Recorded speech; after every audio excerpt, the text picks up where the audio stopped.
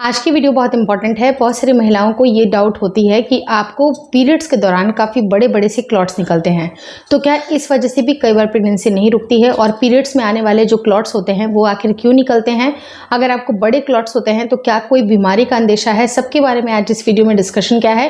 Video काफ़ी informative है, please शुरू से लेकर लास्ट तक जरूर देखिएगा।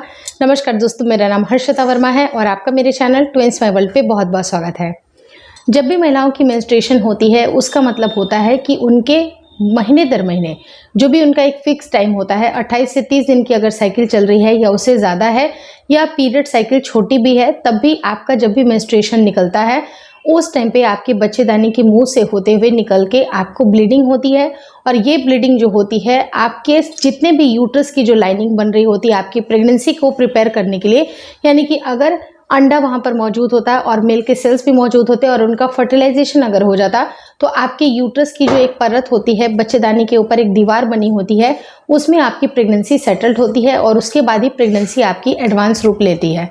लेकिन स्टार्टिंग का टाइम क्या होता है कि अगर अंडे को मेल के जो सेल्स हैं वो अवेलेबल नहीं हुए या फिर किसी कारण से अगर आपकी प्रेगनेंसी नहीं रुक रही है तो उस टाइम पे ये जो दीवार जो बन रही है, जो यानी कि यूट्रस की जो दीवार है जो कि मोटी होती है, जिसकी परत बन रही होती है प्रेगनेंसी के लिए, वो टूट टूट कर गिरना स्टार्ट करती है। तो उसकी वजह से आपको छोटे छोटे से क्लॉट्स दिखाई देते हैं।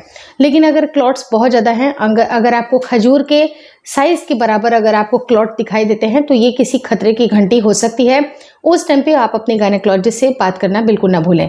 अगर आपको नॉर्मल पीरियड जो आपका जब भी आता है उस टाइम पे पहले ब्लीडिंग होती है और नेक्स्ट डे या फिर उसी सेम डे से लास्ट तक अगर आपको नॉर्मली आपको जो खून के थक्के आने लगते हैं, जो आपको क्लॉट्स निकलते हैं, अगर वो छोटे छोटे यानी कि बिल्कुल कह सकते हैं कि अंगूर के दाने के बराबर अगर क्लॉट्स निकल रहे हैं तो वो बिल्कुल नॉर्मल है।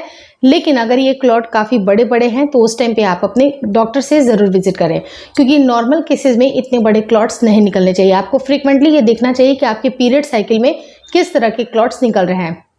अगर कभी ऐसा हुआ कि अगर आपकी प्रेगनेंसी के लिए आप एक्सपेक्ट कर रहे थे और आपकी प्रेगनेंसी रुक भी गई है और किसी कारण के वश अगर इम्प्लांटेशन फेल हो गया या इम्प्लांटेशन आपका सक्सेसफुल नहीं हुआ, उस टाइम पे भी आपको बड़े बड़े क्लॉट दिखाई देते हैं जो कि क्लियर कट इंडिकेशन होते हैं कि मिसकैरेज हो गया है।